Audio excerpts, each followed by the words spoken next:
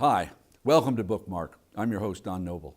Today's guest is fiction writer Patti Callahan Henry, the author of 13 novels, many of them bestsellers.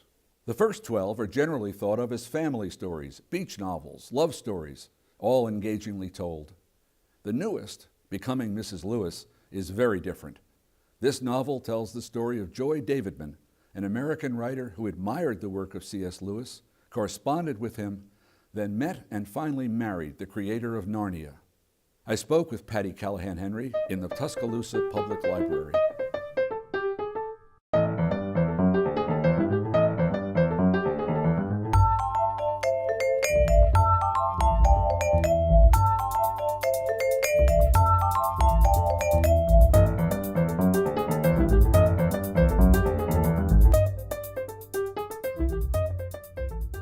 Patti, it's nice to see you. Oh, I'm so honored to be here. Thank you for coming down from Birmingham. Oh, you're more than welcome. This is our first time together on Bookmark. And viewers, many of whom will have read your books, may not know much about you. And the first thing everybody says about you, if your name is mentioned, is, well, she's a Southerner. and we are now, you and I. But we didn't start out that way. Where are you from? Where were you educated? I do. I laugh when, especially, she's a fresh voice in Southern fiction, and I always say, do you mean South Philly? So I was born in New Jersey, and I spent my childhood, formative years in Philadelphia. And when I was 12, we moved to South Florida. My dad was a preacher, and so we moved. And as we know, South Florida is in the South, but not necessarily Southern. So I wouldn't say I was Southern in any way until I went to college at Auburn University. South Florida is a colony of New York City. Yeah, that's what they say, and New Jersey, and Ohio, yes. Good deal of it. Yes. What made you move? I mean, people go to college everywhere, but for some reason you moved from South Florida to go to college in Auburn. For one thing, South Florida, as beautiful as it is, never felt like home to me. I moved there right after adolescence. I only spent my high school years there. And I wanted to get out of Florida, honestly, even though it was beautiful and my family stayed for a long time. And I looked at the best nursing schools in the country, and Auburn had the best nursing schools in the country. So I didn't go to school for writing or even journalism. I was a nurse. My master's degree is in nursing. So Auburn at the time, and still does, has one of the best nursing schools in the country. You were an RN and then an MA or MS. Yeah. And what kind of nurse were you? Pediatric. I was a pediatric clinical nurse specialist. Still am in my heart. Now there's two things that could have happened here. Yeah.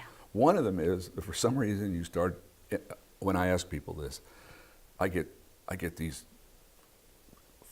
really painful discussions of how people who had this real job got up every day at 4 o'clock and wrote from 4 till 6 or something. It always grieves me to hear this. It sounds awful. And the other is, I just quit that and started doing this. Which is it for you? Did you start writing it was a combination. As a nurse, or did you stop nursing and start writing? It was a combination. So I had 3 kids under 5 when I first started writing. And I had stopped working in the hospital, but was like volunteering at the school or the church or whatever. And so I decided I was going to do this thing, that I was finally going to do what I felt like I always wanted to do. I was going to write one book, just one. I just wanted to prove I could do it. And so, yes, I did. I wrote from 4:30 to 6:30 in the morning. Oh, you too? I did for almost 2 years. I wrote from 4:30. And people say, you must be so disciplined. You're so disciplined. And you've known me for a little while now, and I bet you could laugh just hearing me say that. But I wasn't disciplined. I was obsessed. I was obsessed with telling a story. I was obsessed with learning how to tell a story. I'd been an avid reader, and I'd been writing since the time I could hold a crayon, and I wanted to figure out how to do this. And so I was obsessed with it. And the only time I could do it was 4:30 to 6:30 in the morning, because I had 3 kids under 5. Yes. I don't do it anymore. Oh, I hope not. No. Nobody should do that to themselves if they don't have to. Writing habits, there are as many different habits as there are writers. Yeah. And citizens, the laymen, love to know whether you write in crayon at 4 a.m. or on a computer. What candle I light. Right, whatever. Yeah. Well, Shelby Foote made everybody crazy by writing with a dipped quill ink pen. That's what Lewis did. He wrote with a dipped You're right. pen. Yeah. So, and people do.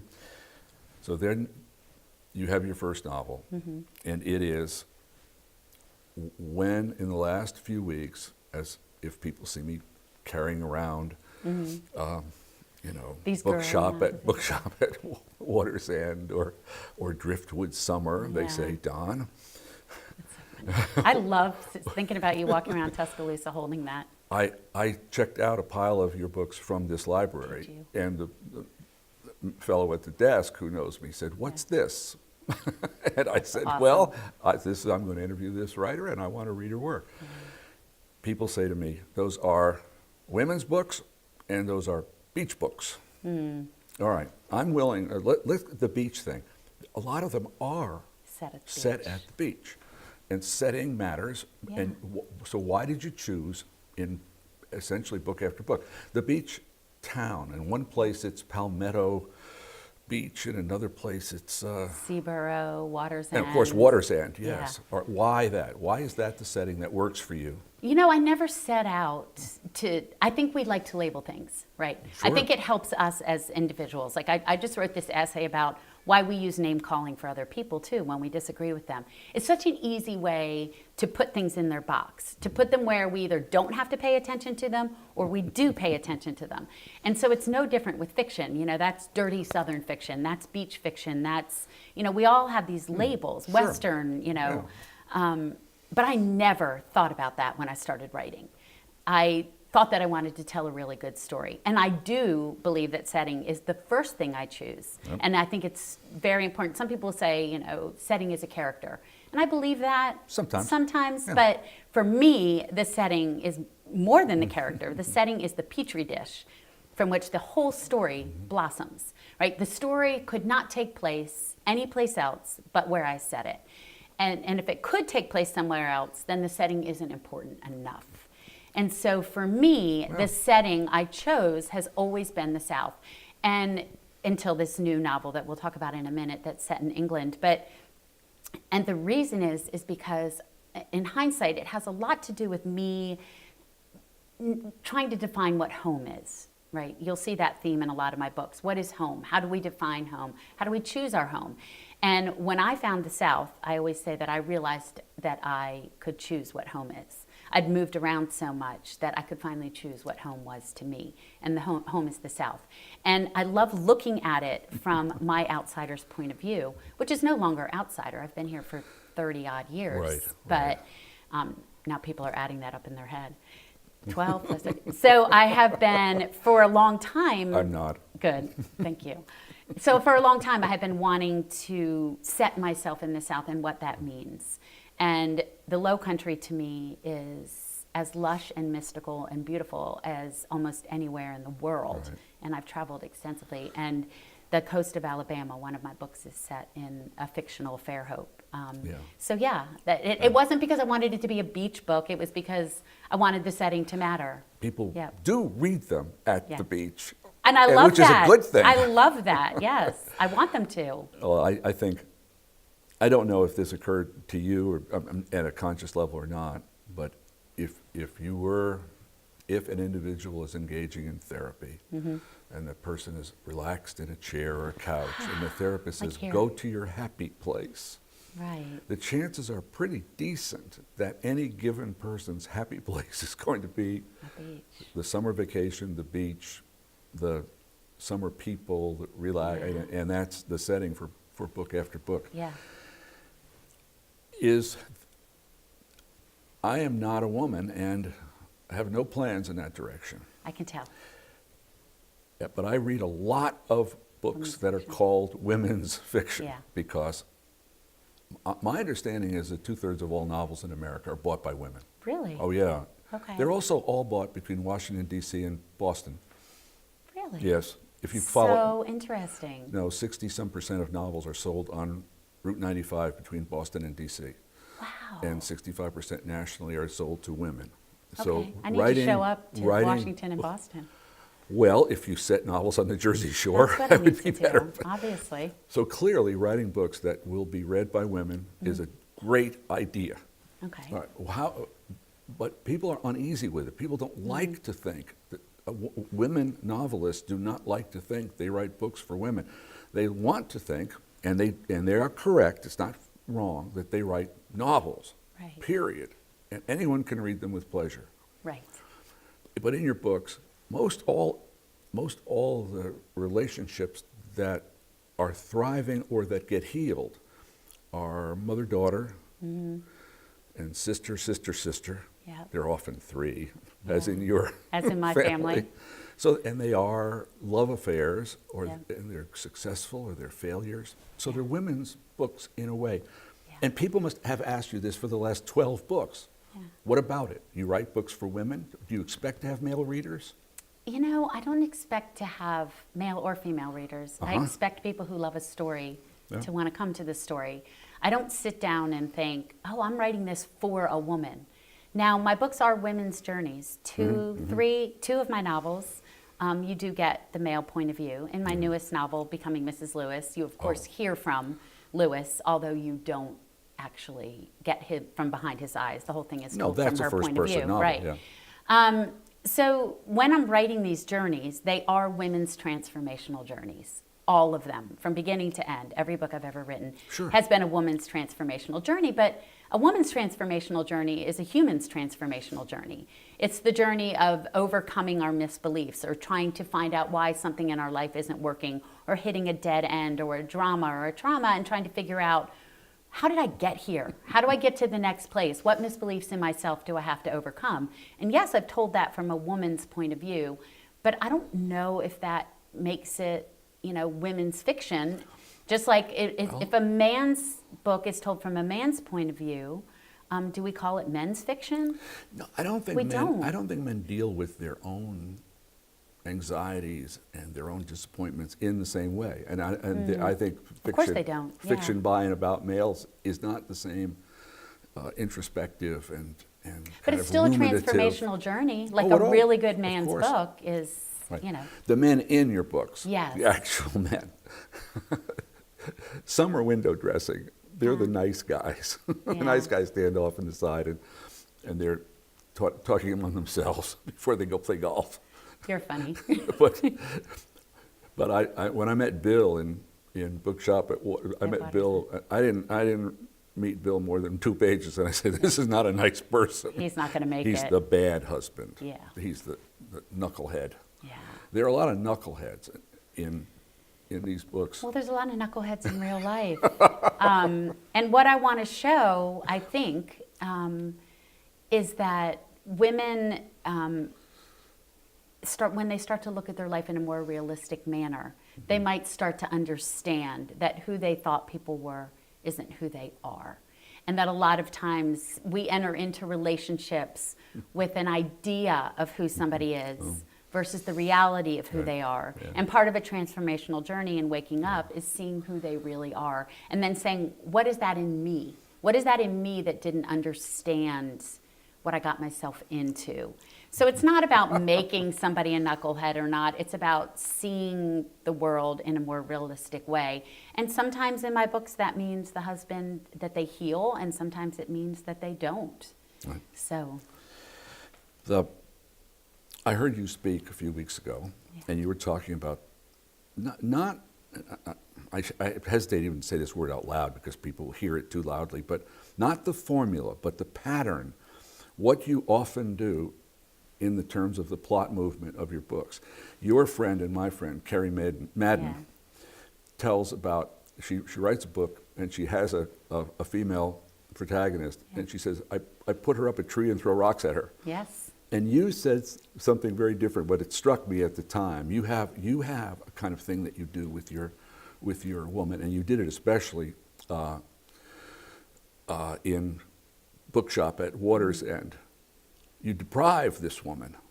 I what? You deprive her. Yes. What? I mean, tell me. So what I remember what you were saying about that. You might have to remind me what I said. But what I do is I put them in a dead end. Yeah. Right? I take away what matters. That's so that they right. have to figure out who they really are without the things they've used to define themselves. Right. So in the Bookshop at Water's End, you know, she had used her family, her daughter, and her job mostly to define who she is. She's an emergency room nurse doctor. Sorry, and MD. She makes a terrible mistake and might lose that title. Her daughter's gone off to college and her marriage is falling apart. So who is she without the definition she's using to define herself? Right. Who are we when we strip away the definitions that other people use to define us Right. and that we use to define ourselves? And so I wanted that journey to be about discovering who she is. And to do that, I gave her best friend and her sister, and then a geography and a landscape of childhood, Yeah.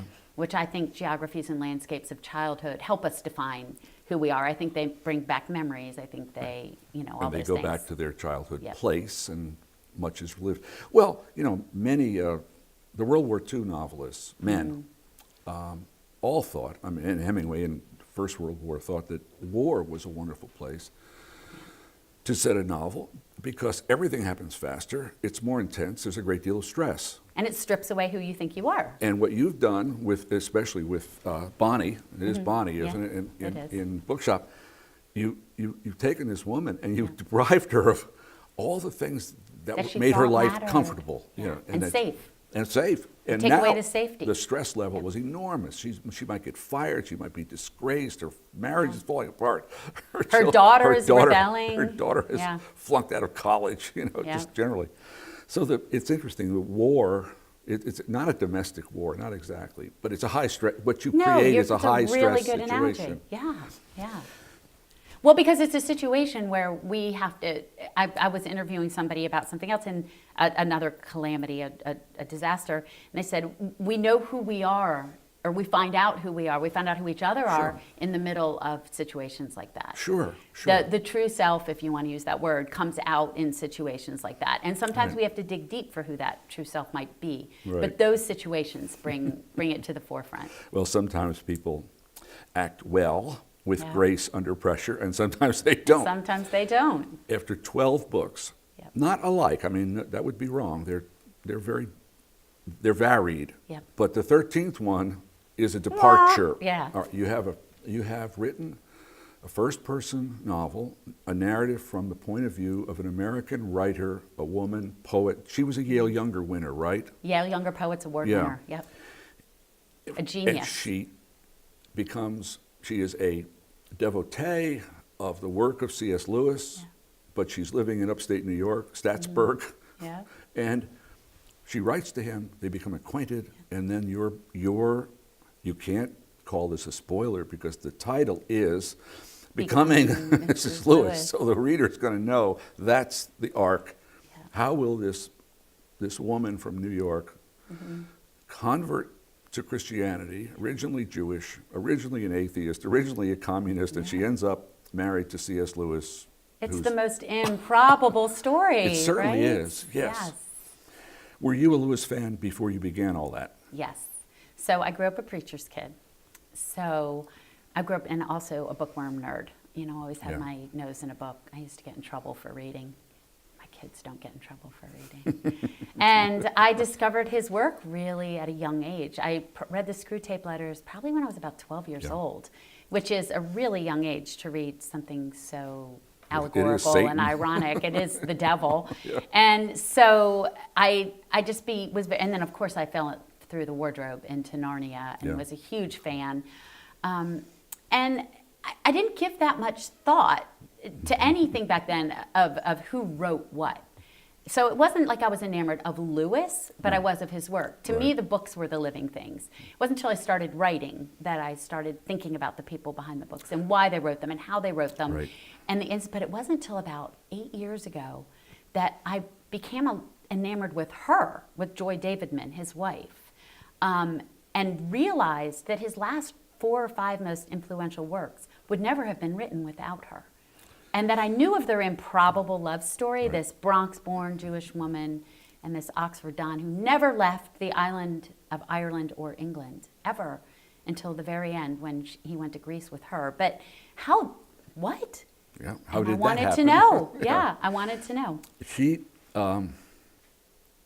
starts off good. The husband, Bill, in Bookshop at Water's End is... Yeah. Well, his name is Lucas. Is a saint compared to the husband. Compared to Bill, and yes. Right, Lucas compared to Bill in Becoming Mrs. Mrs. Lewis. He's really rotten. But these are real, both Bill and Joy had writing careers, and the Yes. titles and so on, the novels, right. They were both very successful. They were both part of kind of the New York literati of the 30s, 40s, and 50s. Right. He had a movie with Tyrone Powers. She had won Yale Younger Poets Award. She had a novel in the world. She'd been to Hollywood and been a screenwriter. I mean, they were both deeply involved in the literary world in New York. She gets herself to England, partly to get away from Bill. and partly to finally meet her pen pal. Of 3 years. They've been pen C.S. pals for Lewis, 3 right. years. Yeah. And this is the place where things get weird. She falls in love with him, and I think he falls in love with her. But his piety, his personal sense of what's all right, what's ethical, and what's not, exceeds anything I've ever heard of. So It frustrates her and the reader. and us, and think of me as the reader, right? Yeah. So I dove into her. I was behind her eyes, right? I was Joy for years while I wrote this novel in secret, and I was frustrated with him. And the more I came to understand him, the less frustrated I was with him, which I think is the way with any human being. The more we know somebody, the less frustrated we are with their habits. But he would describe himself, and he did describe himself, as primarily a medievalist. And so he tried to live by the medieval virtues. And he was he was in the Anglican Church, the Church of England. And even though he had been an atheist and then became Both of them. right, Interesting, both of yeah. them. They both had which is what brought them together. They were both brilliant. They were both memorization readers. They could memorize everything they read. They both had these similar journeys of atheism to mystical experiences but he would have called himself a medievalist by nature, and it was very hard for him because it had kept him safe. Just like her life had kept her safe, those medieval virtues kept him safe. For months, he would not touch her. No. Then, even after they were married, he would barely kiss her. Yeah. And then he makes this distinction between the civil marriage and the religious sacrament. Yeah. But he finally caves. That's what love does. It makes you cave, finally. He finally gives in and becomes a more or less normal husband. Yes. And when she died, I mean, he said, she was my whole world, earth, water, air, and sky. Yeah. My mistress, my best friend, she was everything to him, and she always was. And yet... And she knew that he felt that way, but he wouldn't Other act. people knew. Yeah. Yeah. It was, you managed not, that's a terrible way to do anything, but there are not flaws in this book. I mean, you don't go off into an essay on kinds of love, but there are all these different kinds. Yes. And she has to come to understand that his love for her is, in a sense, brotherly, friendly, but real. And solid. And then she has to make it eros. Yeah. It's philia, and then she has to transform it. It takes her about 5 years. Yeah, and what's fascinating, and what ended up being a huge theme in the novel for me, I don't know if it came through, but is that you can't make it turn from philia to eros. It does it all on its own. Yeah. And when she accepted that there was nothing she could do, she couldn't be a better person, she couldn't be smarter, prettier, no. any of those things to turn it from philia to eros, she had to trust love. She had to trust herself. She had to love herself. And then it started to turn. But there was nothing she could do to make it change. No, it did from have to philia evolve eros. and grow inside.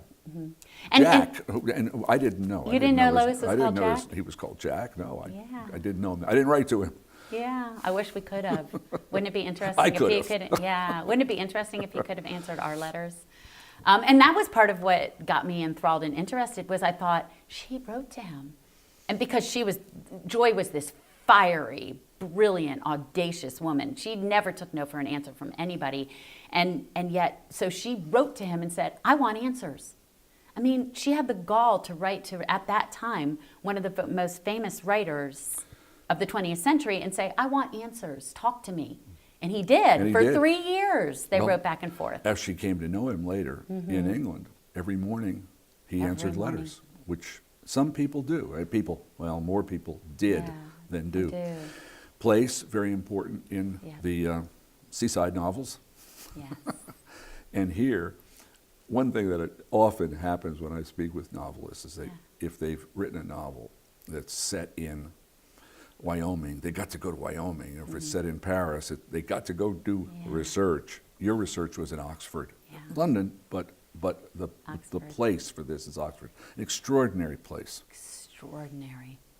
I mean, look, I just got tears in my eyes. Oxford is literally magic, isn't it? Magic. Like I can feel it right here in my chest, right? Yeah. It was, the minute I walked in, I just was overcome with the geography and the landscape and the history and the solidness of it and it was like a cradle almost of stories and poetry, and I was overcome. I still am when I talk about it. I'm going to get back there. Yeah, it's wonderful. You walk down the street and you think, Byron lived there, right. you know, or Shelley, Lewis, whoever. Tolkien. Something like 16 prime ministers came out of there. I mean, it's amazing. And in Eagle and Child, there's just this wooden bench, and there they sat. There the Inklings that's not sat. possible. Right. But it feels possible when you walk in. Yeah. Like it's called the Rabbit Room, and you walk in and there's this little fireplace, and there's pictures of the Inklings and, you know, Charles Wallace and Tolkien. There's pictures of him and her, and you're like, you can almost see them. Yeah. Oh yeah, it's real. I mean, Oxford, it radiates pulses, its own history. It does. Yeah. And what I felt as I was reading Joy's first person account of entering Oxford and coming to terms with it was that it was essentially yours. That was how you felt as you experienced Oxford and really gave it a good hard look. The book is a departure from the previous 12. Should we look for more like that? Should we look for another bookshop at Water's End, a different thing altogether? What happens next? Well, I had already, so I was writing Becoming Mrs. Lewis in secret for almost 5 years. So I had already finished a book that comes out next summer. So next summer, a year from now, there's a book called The Favorite Daughter that is set again in Water's End. Right. And I know you'll be stunned, but it's about 2 sisters. All right. And a brother. And a brother. There's 3 of them, and one's a brother. But yes, so Joy came to me and grabbed me by the lapels and just shook me and said, you're going to tell my story in narrative form. And we talk about this a lot. Like, people say, well, her biography's been written. Of course her biography's been written. There's been 2 biographies about her. One written in the early 80s by a man named Lyle Dorset that is astounding. He's an Anglican priest in Birmingham, and he used to run the Wade Center, but where all their papers are held in Wheaton, Illinois. But I told her no for a long time, but she would not let me be. And this story would not let me be. So if another one comes along like it, oh yes. Well, I suspect. I almost cursed. I suspect yes, you're sensitive to it, and Yes. you'll be looking for it. And when Absolutely. it arrives, you'll know. I will. And when you write it, I'll read it. This Thank has been you. wonderful. Thank Thank you, Patti. It's always a pleasure talking to you.